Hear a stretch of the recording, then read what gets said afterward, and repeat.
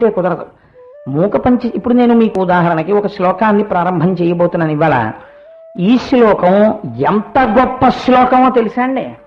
మీరు ఒకనాడు ఎక్కడికో వెడదామని బయలుదేరారు, అన్నవరం వెడదామని మీరు బయలుదేరారు. అన్నవరం వెడదామని బయలుదేరారు, గొప్ప చీకటి కమ్మేసింది, మబ్బులు వేసేసాయి, ఏ క్షణంలో వర్షం పడిపోతుందో తెలీదు. మీరు తొందరగా అన్నవరం చేరాలి, మీకు అన్నవరం ఎటు వెళ్ళాలో తెలీదు. కత్తిపూడి దాకా వెళ్ళిన తర్వాత మనుష్య సంచారం కనపడలేదు. బహుశా అటు కొండలున్నాయి ఇటు కొండలున్నాయి, ఎడం వైపుకి వెడితే రావచ్చేమో అన్నవరం అని 100 కిలోమీటర్ల వేగంతో వెళ్ళిపోతున్నారు.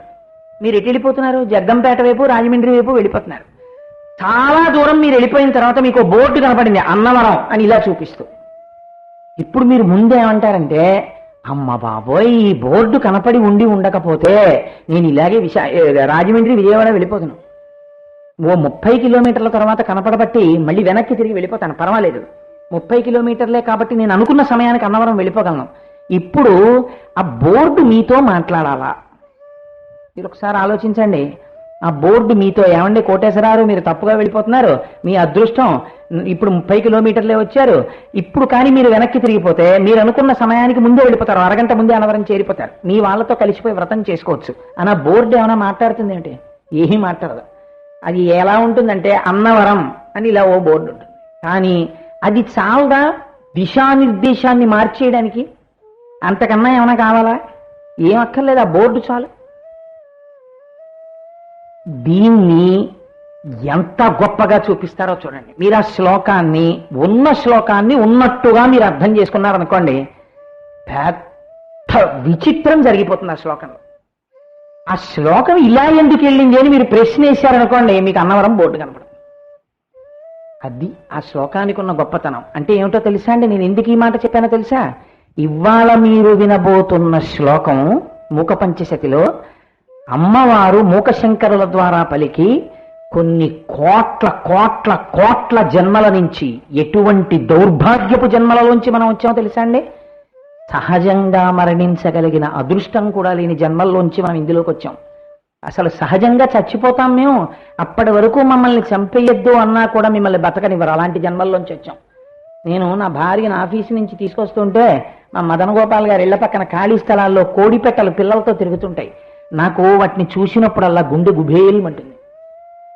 ఎంత కష్టపడి ఓ గుడ్డు తయారు చేసిందో, ఎంత కష్టపడి పెట్టిందో, ఎంత కష్టపడి పొదిగిందో, తన ఒంటిలో వేడి ఆ గుడ్డులోకి పంపించేటప్పుడు ఎంత ఆనందం పొందిందో, ఒక కోడిలో ఉన్న వేడికి గుడ్డులో ఉన్న పిండం చైతన్యం ఎలా పొందిందో, ఇంత చిన్న కోడి పిల్ల ఎక్కడి నుంచి వచ్చిందో, పిరికితనానికి మారుపేరైన కోడి ఇంతంత కోడి పిల్లల్ని వెంటేసుకుని అది నడుస్తుంటే కిక్కి కిక్కి కిక్కి కిక్కి అంటూ ఇవన్నీ ఆ కోడి వెనకాతలు తిరుగుతుంటాయి. మా అమ్ముంది మాకేమిటని వాటికి ఒక పెద్ద ధైర్యం, ఇంతంత ఉంటాయి ఊలుబంతులు అంతంతా, అవి వెళ్ళిపోతుంటాయి అమ్మ వెనకాతల. ఈ అమ్మ ఓ దిక్కుమాల కోడి, అది ఎంత పిరికిదండి ఆ కోడి. కోడి అంత పిరికిది ప్రపంచంలో ఇంకోటి ఉండదు. అది ఎవరితో యుద్ధం చేస్తుంది, ఏం చేస్తుంది ఆ కోడిపెట్ట? అటువంటి కోడిపెట్ట తన పిల్లల్ని చూసుకునేటప్పటికీ ఎంత భయం దానికి, దాని పిల్లలు ఏమైపోతాయో అని ఇలా ముక్కుతో పురుగు తింటుంది. పిల్లల కోడిలా పెంచిందండి అంటారు. ఇలా కొడుతుంది, అలా తలపైకి ఆకాశంలోకి చూస్తుంది, దానికి భయం, గ్రద్దొచ్చి దాని పిల్లని ఎత్తుకుపోతుందని ఇలా కొడుతుంది, అలా చూస్తుంది, కుక్కలు వచ్చి పిల్లల్ని ఎత్తుకుపోతాయేమో అని. ఆ పిల్లలంత కష్టపడి కంది, కానీ ఎట్టించి ఓ కుక్కొచ్చో పిల్లని ఎత్తుకుపోతుందో తెలియదు. ఎత్తుకుపోయింది అనుకోండి, ఏం చేస్తుందండి? ఏడవడం తప్ప. దాని ఎదురుగుండానే అంత దూరం పట్టుకెళ్ళి అక్కడ పెట్టి నోట్లో కొరికేస్తుంటే అది కిక్కి కిక్కి కిక్కి కిక్కి అని ఏడుస్తుంటే ఆ కోడి ఏడుస్తూ మిగిలిన పిల్లల్ని రక్షించాలి. అది తినేసి కడుపు నిండపోతే వెంటబడి ఇంకో పిల్లని ఎత్తుకుపోతుంది. అసలు నాకైతే అనిపిస్తుంది, సహజంగా చచ్చిపోయే కోడి ప్రపంచంలో ఉందండి? అన్నీ బలవన్మరణాలే కోళ్ళవి. ఆ జాతికి సహజ మరణమే తెలియదు, ఎప్పుడూ కత్తి పెట్టి కోయబడి చచ్చిపోవడమే. అటువంటి జన్మల్లోంచి కొన్ని కోట్ల కోట్ల జన్మలు దాటి మూకపంచశతి అంటే ఏమిటో వినగలిగినటువంటి జన్మలోకి మనం వచ్చాం. ఇప్పుడు అమ్మమన్న అనుగ్రహించాలనుకుంది. మూకశంకరులు అమ్మవారిని స్తోత్రం చేశారని మీరు అనుకుంటే చాలా పొరపాటు పడుతున్నారు. అమ్మవారు మూకశంకరుల ద్వారా తనని స్తోత్రం చేయించినట్టుగా నటిస్తూ మీకు బోధ చేస్తోంది మూకపంచశతి. ఇప్పుడు నేను ఈ శ్లోకానికి కావలసినటువంటి పునాదిని మీకు ఇచ్చాను. ఇప్పుడు ఈ శ్లోకాన్ని మీరు అవధరించండి. ఈ శ్లోకం విన్న తరువాత మీరు ఇవాళ ఏకాంత సేవ అయిపోయాక, అందుకే అంత గొప్పగా అలంకరించారు. ఇవాళ అమ్మవారి చేతిలో చెరుకు విల్లుని పుష్పబాణాల్ని దగ్గర నుంచి చూసి ఆవిడ పాదాలకి శిరస్సు వంచి వెళ్ళకపోతే ఈ కోట్ల జన్మల నుంచి మీరు పొందుతున్నటువంటి దుఃఖాన్ని మీరు కోరుకున్నట్టు లెక్క. అంటే మీరు మార్పును అంగీకరించలేదు అని అర్థం. ఆ శ్లోకం అలా పెడుతుంది. చూడండి, ఇంకా నేను అంతకన్నా చెప్పను. ఇంకా శ్లోకం గురించి వెనక పూజ కూడా ఉంది కాబట్టి అసలు ఈ శ్లోకాలు ఒక్కొక్కటి 3 గంటలు 3 రోజులు చెప్పవలసిన శ్లోకాలు నేను తేల్చేస్తున్నాను వాటిని. కాబట్టి ఆ మూకశంకరులు అంటారు, కుసుమ శర గర్వ సంపత్ కోశ గృహం భాతికాంచి దేశగతం అస్మిన్ కథమపి గోపితమంతర్మయా మనోరత్నం అంటారు. ఇది ఒక విచిత్రమైనటువంటి శ్లోకం. ఇందులో కుసుమశర గర్వ సంపత్ కోశగృహం భాతి కాంచి దేశగతం స్థాపితమస్మిన్ కథమపి గోపితమంతర్మయా మనోరత్నం అంతే ఆ శ్లోకం. ఇందులో ఏమంటున్నారంటే, నేను కంచిలో ఒక విషయాన్ని చూశాను. భాతి, భాతి అంటే నేను చూశాను కాదు, ఐక్షిషి అంటే చూశాను. భాతి ప్రకాశించుతున్నది, అది వెలుగుతోంది. వెలుగు మీ కంటిని తొందరగా ఆకర్షిస్తుంది. భాతి అది కంచి యందు ప్రకాశిస్తోంది. కంచి ఒక దేశం, అది ఒక స్థలం. ఆ స్థలమునందు అది ప్రకాశించుచున్నది, అంతటా ప్రకాశించేది, అన్ని బ్రహ్మాండముల యందు ప్రకాశించేది. మీరు ఈ మాంసనేత్రముతో చూడడానికి వీలుగా కంచిలో వచ్చి కూర్చున్నది. భాతి కాంచి దేశగతం. ఎవరది? కామాక్షి అని అన్నారు మూకశంకర్. అలా పేరు పెట్టి పిలవలేదు. ఆయన అన్నారు, కుసుమశర గర్వ సంపత్ కోశ గృహం అన్నారు. కుసుమశర అంటే ఆయన ఏవి పేర్లు చెప్పరు. ఇందులో పువ్వులు బాణములుగా కలిగినటువంటి వాడు. గర్వ, పువ్వులు బాణములుగా కలిగిన వారంటే మీరు అమ్మవారు కూడా ఉంది. అమ్మవారి దగ్గర కూడా 5 పువ్వులు చేతిలో పట్టుకుంటుంది. పంచతన్మ అత్రసాయక, అమ్మవారి పువ్వులు చేతిలో పట్టుకుంటుంది. కాబట్టి మరి అమ్మవారా? కాదు. అమ్మవారైతే గర్వం అన్నమాట ఎందుకు పడుతుంది? కుసుమశర గర్వ సంపత్ కోశ గృహం, పువ్వులు బాణములుగా కలిగినటువంటి వాని యొక్క గర్వము అనబడేటటువంటి సంపద ఒక కోశమునందు దాచాడు. కోశం అంటే పెట్టె. మనం చూడండి, రాత్రి పడుకోబోయే ముందు మెళ్ళో ఉన్నటువంటి హారాలు, చేతులకున్న ఉంగరాలు అన్నీ తీసేసి ముందో పెట్టిలో పెడతాం. ఆ పెట్టి తీసుకెళ్లి తర్వాత ఏం చేస్తాం? ఓ బీరువాలో పెడతాం. ఆ బీరువా తాళం వేసి ఎక్కడ పెడతాం? ఇంట్లో పెడతాం. అలా చేతిలో పూల బాణములు పట్టుకున్నటువంటి వాని యొక్క విజయ గర్వమునకు కారణమైనది ఉందే, ఆ విజయ గర్వమనబడేటటువంటి గర్వమును, ఆ సంపత్తిని, ఆ గర్వమనబడేటటువంటి సంపదని ఒక కోశమునందు పెట్టి ఒక చోట దాచారు. ఒక ఇంటి యందు లేదా ఒక దేవాలయమునందు. అది భాంచి, అది ప్రకాశిస్తోంది కంచిలో. ఇప్పుడు మీరు చాలా జాగ్రత్తగా వినండి ఈ శ్లోకాన్ని. ఎందుకు నేను ఇన్ని మాటలు చెప్తున్నానంటే, కొన్ని కోట్ల జన్మల తర్వాత మాత్రమే మీరు వింటారు ఈ శ్లోకాన్ని. ఇది ఇవాళ మీరు వింటున్నారంటే అమ్మవారు ఎన్నుకుందనమాట. వీడు ఇవాళ వినొచ్చు ఈ శ్లోకాన్ని ఇన్ని జన్మల తర్వాత అన్నవాళ్ళని ఇవాళ రప్పించింది ఆవిడ. ఎందుకంటున్నారు మూకశంకర్లు ఈ మాట? మీరు ఒక్కసారి ఆలోచించండి. కుసుమశర గర్వ, కుసుమశరుడు అంటే పువ్వులు చేతిలో పట్టుకున్నటువంటి మన్మధుడు. తేలిగ్గా నేను తేల్చేస్తే అంత ధ్యానం మీరు చేయక్కర్లేదు. మన్మధుని యొక్క గర్వము. ఎందుకండి మన్మధుడికి గర్వం? దేనికి ఉండాలి గర్వం? అదే ఆయన సంపదట. దేనికి గర్వం ఉండాలి మన్మధుడికి అంటే, మన్మధుడికి ఒక శక్తి ఉంది. ఆయనకున్న ఆయుధాలన్నీ చాలా బలహీనమైన ఆయుధాలు. దాని గురించి నేను సౌందర్యలహరి చెప్పినప్పుడు మీకు తరచు చెప్తూ ఉంటాను. ధను పౌష్పం మౌర్వీ మధుకరమయీ పంచవిశిఖ వసంతో సామంతో మలయమరుదాయో ధనరథ తథాప్యేక సర్వం హిమగిరిసుతే కమపి కృపాం అపాంగతే లబ్ధ్వా జగదిదమనంగో విజయతే. అసలు విచిత్రం ఏమిటంటే, మన్మధుడికి శరీరం లేదు. చేతిలో పట్టుకునేది చూస్తే చెరుకు విల్లు.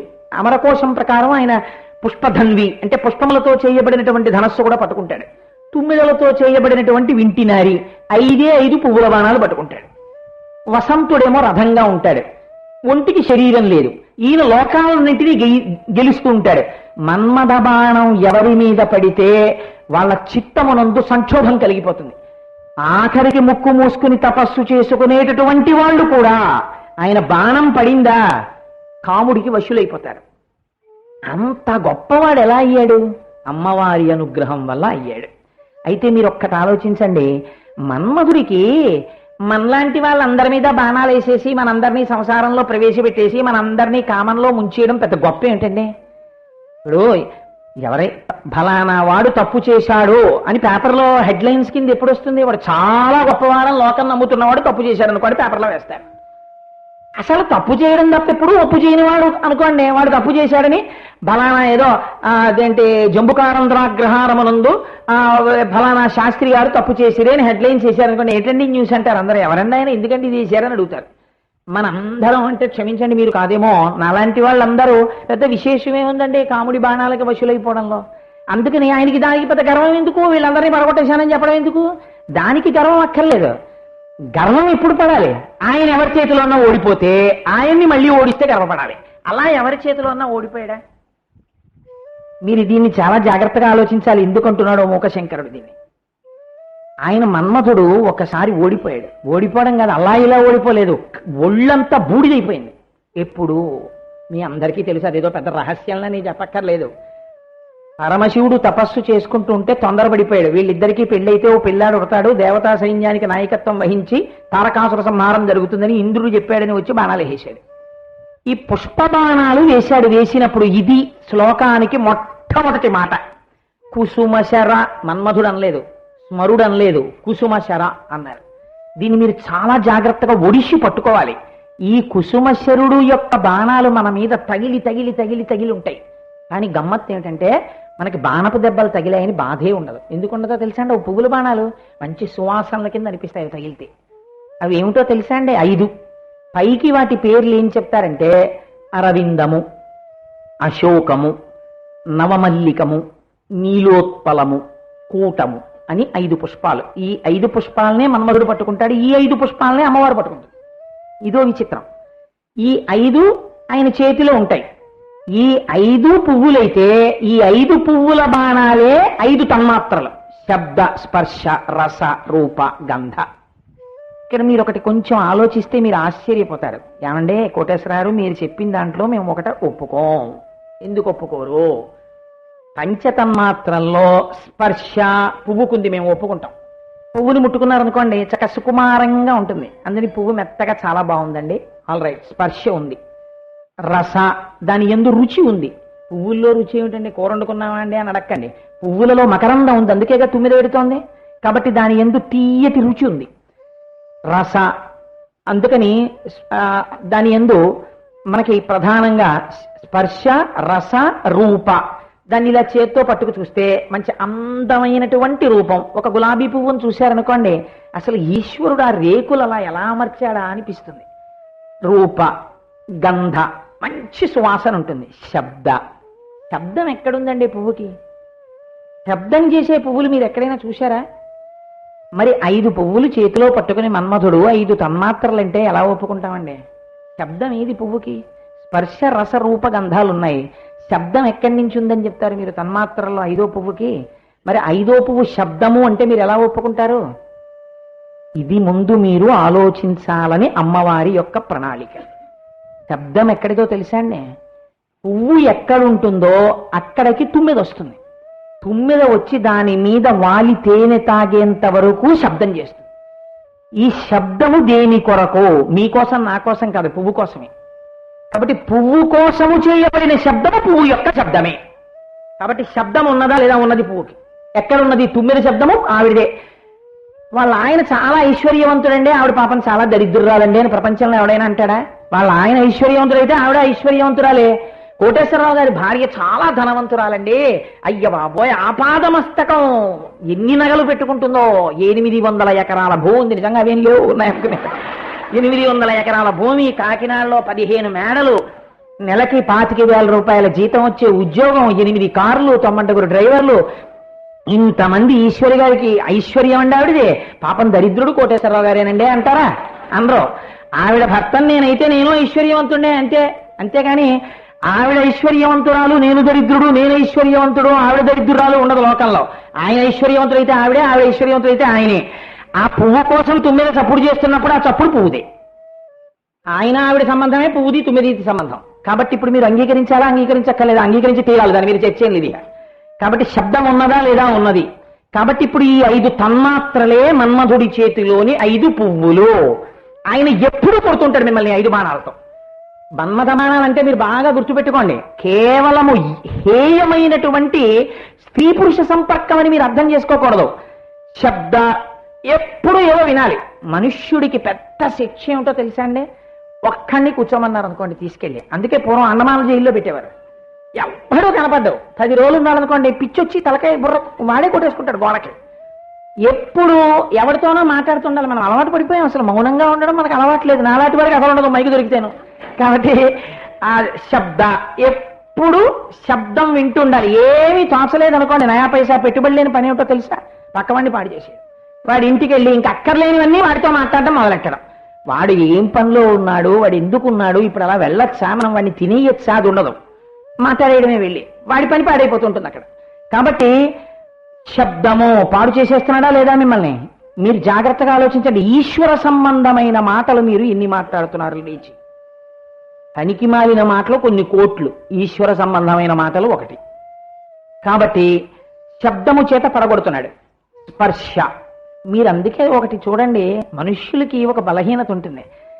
మీరు వాడెవడో వచ్చి అక్కడ వింటుంటే మీరు ఏదో చెప్పుకుంటున్నారు అనుకోండి, వాడికి ఉత్సాహం అక్క మేస్టారు నన్ను అడిగితేనండి అంటాడు. ముందు నన్ను అడిగితేనండి అంటే ఏమన్నా ఆగాలి. సరే మిమ్మల్ని అడుగుతున్నామండి చెప్పండి అనాలి. కానీ వాడేం అలా ఆగడం. నన్ను అడిగితేనండి అని తీర్పు చెప్పేస్తాడు. అలా తీర్పు చెప్పేస్తే ఏమవుతుందో తెలుసా అండి? మీకు తెలియకుండా తీర్పు చెప్పి తప్పు చేస్తే ఈ పాపం మీ ఖాతాలో వేస్తారు. నన్ను అడిగితేనండి అంటే అలా అడగలేదుగా, ఆగడం, చెప్పేస్తాడు. శబ్దము చేత పడగొట్టేస్తున్నాడా లేదా? స్పర్శ, నేను ఎంత తక్కువ మాట్లాడితే అంత మంచిది. రస, రస అంటే రుచి. బాబోయ్, దాని గురించి మీకు తెలియని వాళ్ళు ఎవరు ఇందులో? దానికోసం ఇన్ని కోట్లు ఖర్చు పెట్టేశామండి. కొంచెం పప్పు అన్నం, కొంచెం కూర అన్నం, కొంచెం పచ్చడన్నం, కొంచెం పులుసు, కొంచెం పెరుగు, కొంచెం ఉప్పు, ఓ నిమ్మకాయ, ఓ మిరపకాయ, ఇవన్నీ ఎందుకు వచ్చాయి? ఒక్క 5 నిమిషాలు రుచి కనపడితే మళ్ళీ 6 నిమిషంలో కొత్త రుచి తగలాలి. దీనికేం గొడవలేదు అసలు, రుచులతో గొడవంతా దీనికే. ఇది ఏమైనా జీర్ణం చేసే శక్తిని ఇస్తుందో? అదేమివ్వదు. ఇది జీర్ణం చేసే శక్తినిచ్చేది. కానీ ఇది చురుక్కు కోసం అని కోట్లు ఖర్చు పెట్టించేస్తుంది. వెండి కంచం తాకట్టు పెట్టైనా కేజీ ఆకాకరకాయలు కొనుక్కోవాల్సిందే కొత్తలో కదండి. కాబట్టి రుచికి పడిపోయామా లేదా? రసేంద్రియానికి పడిపోయాం. గంధ, వాసన. స్నానం మర్చిపోయి సెంటు కొట్టేసుకోవడం చాలా తేలిక. పక్కవాడికి ఎలర్జీ వచ్చి పడిశం పట్టినా మనకి పర్వాలేదు, మనం మాత్రం సెంటు కొట్టేసుకోవాలి.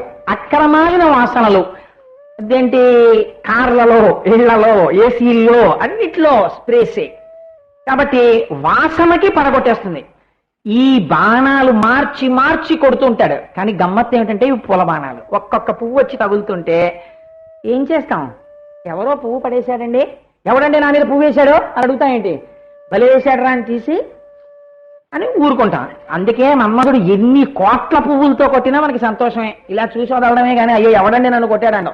ఓ రాయి ఎట్టి కొట్టాడు అనుకోండి, ఎవడండి నా మీద రాయి వేశాడో ఇంత మహానుభావుణ్ణి అంటాడు. కాబట్టి ఆయన ఎంత తెలియని వాడంటే పూల బాణాలే పట్టుకుంటాడు. ఇది అమ్మవారు పలికిస్తోంది. నీకు ఈ అలవాటు ఎప్పటిదో తెలుసా? ఇప్పటిది కాదు. ఈ 5 బాణపు దెబ్బలు నీ ఉపాధి మారుతోంది, కానీ నువ్వు తింటూనే ఉన్నావు. నువ్వు కోడిగా ఉన్నావు. కోడిగా ఉంటే నీకు లేవేమిటి లక్షణాలన్నీ? అప్పుడు ఉన్నాయి. తెల్లవారేటప్పటికి కొక్కరో కో అని వాడు లేచినా లేకపోయినా అరవడం శబ్దం. అందుకని సరే ఎన్ని జీవుల గురించి చెప్పినా ఈ 5 అన్నిటికీ 5 కావాలి.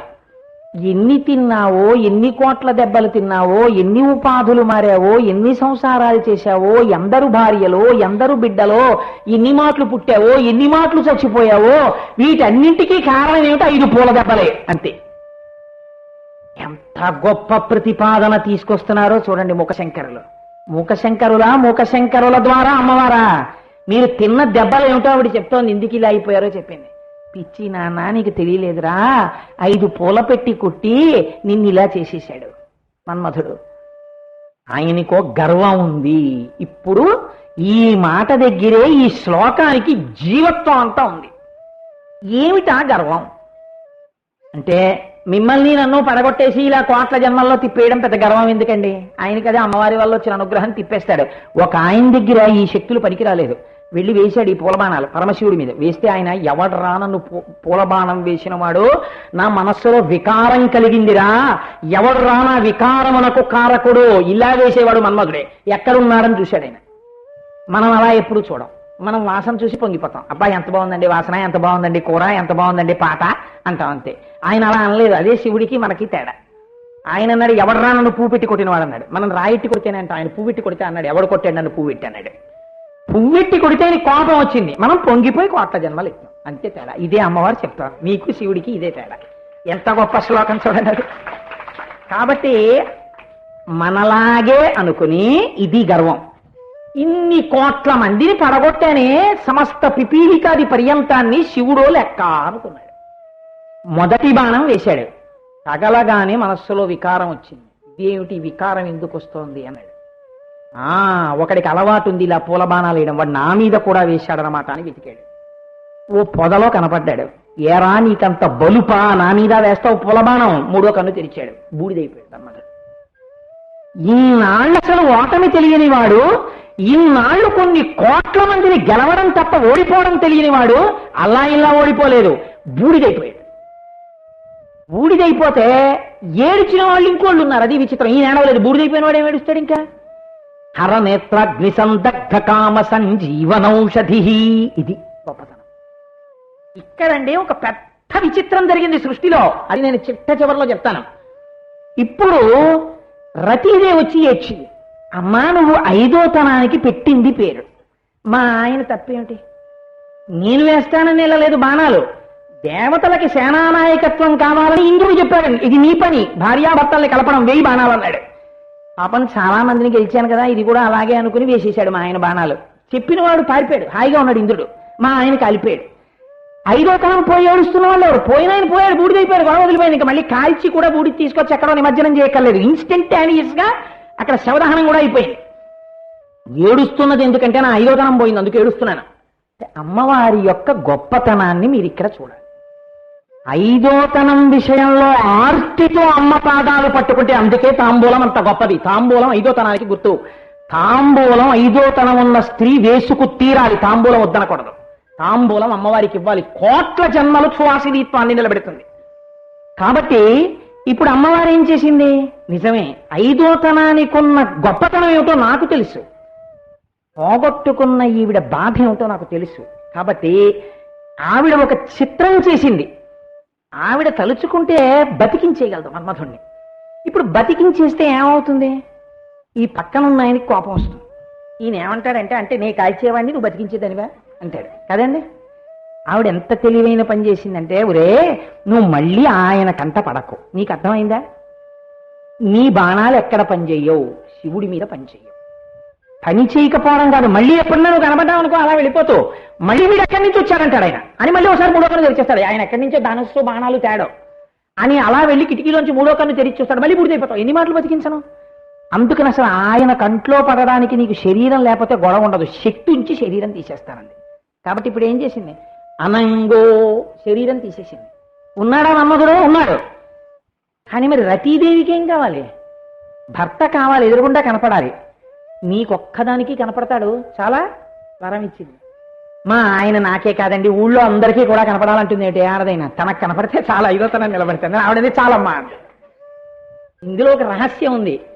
అనుభవము ఎవరిది వారికే. నేను అనుభవించింది నాకు చెల్లు, నా బ్రహ్మానందం నాకు చెల్లు. నా బ్రహ్మానందం మీకు ఎలా వస్తుందండి?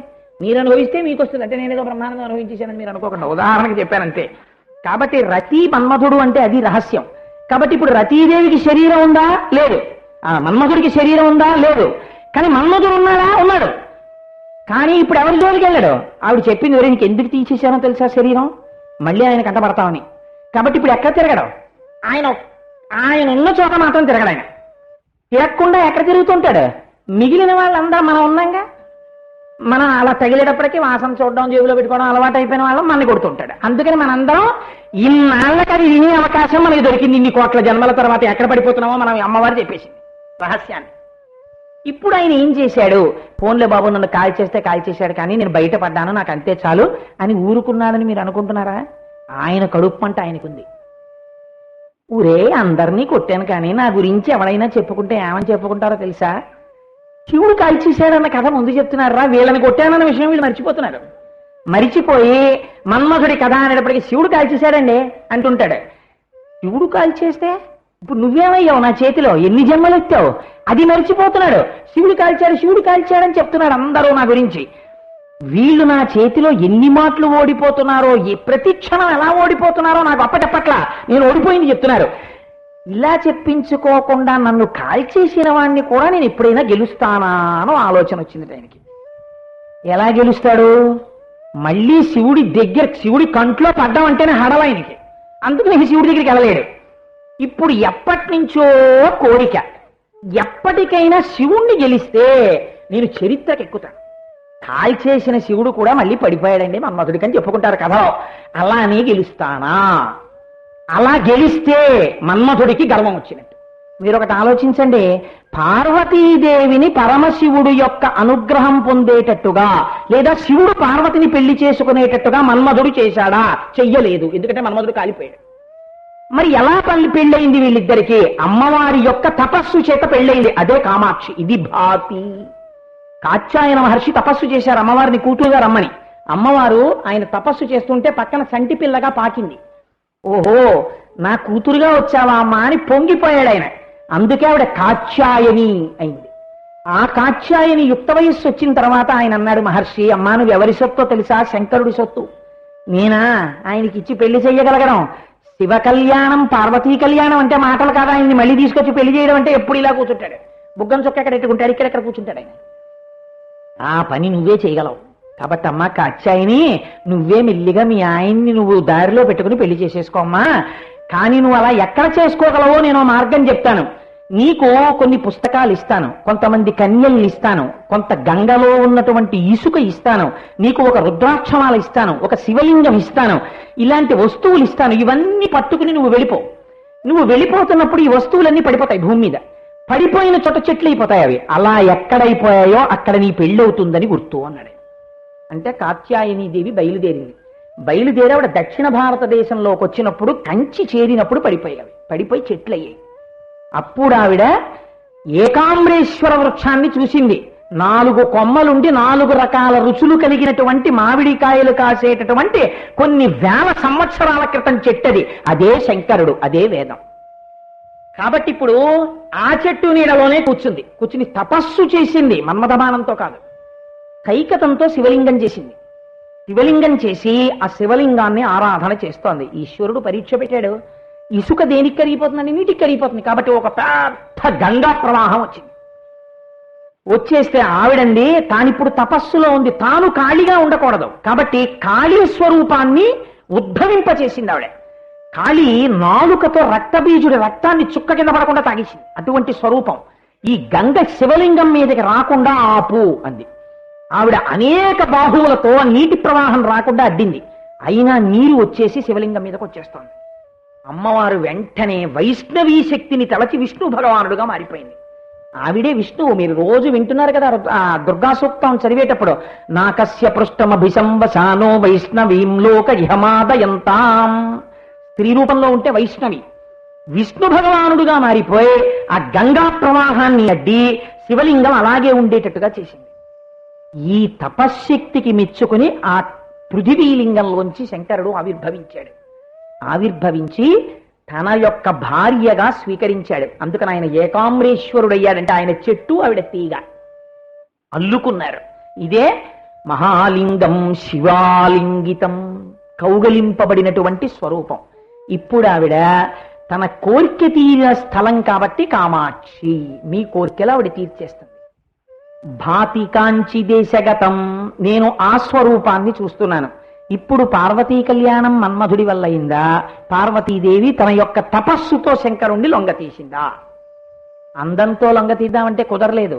తపస్సు చేసి ఆకుడు తినడం కూడా మానేసింది. అస్థిపంజరం అయిపోయింది. అప్పుడు శంకరుడు వచ్చి తన పెళ్లి తను చెడగొట్టుకునే ప్రయత్నం చేసిన వాడు సృష్టి మొత్తం మీద శంకరుడు ఒక్కడే. అంటే ఆయన ఎంత విరాగో చూడండి. ఆయనే బ్రహ్మచారి రూపంలో వచ్చి ఆయనతో పెళ్ళేమిటమ్మా, ఏదో శ్మశానంలో ఉంటాడు, బూడిద రాసుకుంటాడు, పెద్ద పులు తోలు కట్టుకుంటాడు, నువ్వు పట్టు చీర కట్టుకుంటావు, మీ ఇద్దరికి మూడు ఎలా వేస్తారు, ఆయన పునుకల హారం వేసుకుంటాడు, నువ్వు చంద్రహారాలు వేసుకుంటావు, నువ్వు అందంగా ఉంటావు, ఆయన అలా ఉంటాడు, బేసి కన్ను మూడో కన్ను ఉంటుందమ్మా అని ఇన్ని మాటలంటే ఆవిడంది ధూర్త బ్రహ్మచారి, ఎవడరా నువ్వు ఇలా మాట్లాడుతున్నావు, శివనింద వినకూడదు, చావతల వాడి కళ్ళు చెవులు మూసుకుంది, శాబాష్ ఇప్పుడు నిన్ను పెళ్లి చేసుకుంటున్నాను నేను. కాబట్టి ఆయన పాతివ్రత్యానికి లొంగాడా, బాహ్య సౌందర్యానికి లొంగాడా? పాతివ్రత్యానికి లొంగాడు, పార్వతీపతి అయ్యాడు ఆయన. కాబట్టి అందులో మన్మధుడి యొక్క ప్రమేయం ఏముందండి? మన్మధుడి గర్వానికి కారణం పార్వతీ కళ్యాణం కాదు. మరి ఇంకా మన్మధుడి గర్వానికి ఆవిడ కారణం ఎప్పుడైంది? మరి మన్మధుడి గర్వము అనబడేటటువంటి సంపద అక్కడ దాచిపెట్టబడినది అంటే మన్మధుడి గర్వానికి ఒకటే కారణం అయి ఉండాలి. మన్మధుడు ఎవరి చేతిలో కాలిపోయాడో ఆయన్ని ఓడించాలి ఎప్పుడో. అలా ఎప్పుడైనా ఓడించిన సందర్భం ఉందా? శంకరుడు మన్మధుడి చేతిలో ఓడిపోయిన సందర్భం ఎప్పుడైనా ఉందా? ఉంటే ఆ రోజున మన్మధుడు గెలిచినట్టు, మన్మధుడి యొక్క గర్వమునకది కారణమైనట్టు. అలాంటి సందర్భము సృష్టిలో ఉన్నదా? ఉన్నది. ఎక్కడ ఉన్నది? శంకర భగవత్పాదులు సౌందర్యలహరిలో ఈ రహస్యం చెప్పారు. హరిస్వామారాధ్య హరిస్వామారాధ్య ప్రణత జన సౌభాగ్య జననీ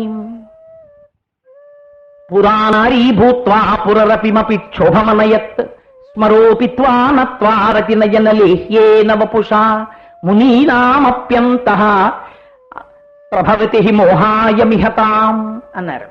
అందులో చూడండి, అమృతాన్ని పంచిపెట్టవలసినటువంటి సమయం వచ్చింది. విష్ణు భగవానుడు మోహిని అవతారంలో రాక్షసులందరినీ లోభ పెట్టవలసి వచ్చింది. ఇప్పుడైనా ఇంతకు పూర్వం ఎవరూ చూడనంత గొప్ప సౌందర్య రాశ అయిపోవాలనుకున్నాడు. ప్రపంచంలో సౌందర్యం అంతా ఎక్కడుంటుంది? అమ్మవారి అందే ఉంటుంది, ఆవిడ సౌందర్య ఖని. ఇప్పుడు ఆయన ఏం చేశాడు? తాం పద్మినీం శరణమహం ప్రపద్యే. మనం శ్రీ సూక్తంలో చెప్తాను, రోజు మీరు పూజ చేసేటప్పుడు ఒక బీజాక్షరాన్ని ఉపాసన చేశాడు. ఆ ఉపాసనా బలం వల్ల విష్ణువు అమ్మవారి రూపాన్ని పొందేశాడు. పొందేస్తే ఆయన మోహిని అయిపోయాడు. అమ్మవారి అందం శ్రీ మహావిష్ణువులోకి వచ్చేసింది.